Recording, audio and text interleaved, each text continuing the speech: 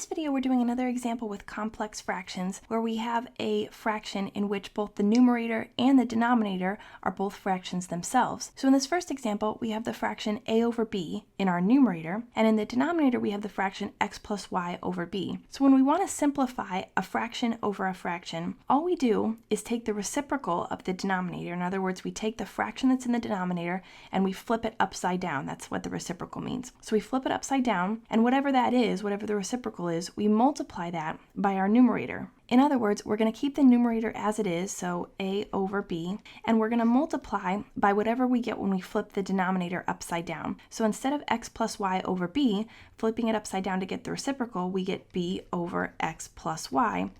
And instead of dividing the numerator by this fraction, we multiply the numerator by the reciprocal. Now remember that the reason that actually works is because if we multiply both the numerator and the denominator by the reciprocal of the denominator, so b over x plus y, and we multiply the numerator b over x plus y like this, what's going to happen is that we're going to get the denominator to equal 1, because we'll have x plus y cancel and we'll have b cancel, and this will just be 1, which means our whole denominator can go away, and you can see we're just left with the numerator times the reciprocal of the denominator. So that's why that works. And when we get it to this point, we just multiply across our numerators. So a times b gives us ab, and across our denominators, b times quantity x plus y gives us b times quantity x plus y. Of course, we can cancel a b from the numerator and the denominator, which is going to leave us with just a over x plus y, and that's our final answer. Let's look at another example here. We have one big fraction, but the numerator of that fraction is x squared plus 1 over a plus b. The denominator of that larger fraction is the fraction a plus b over x squared minus 1. So in order to simplify this, we're going to keep the numerator the same, so x squared plus 1 over a plus b.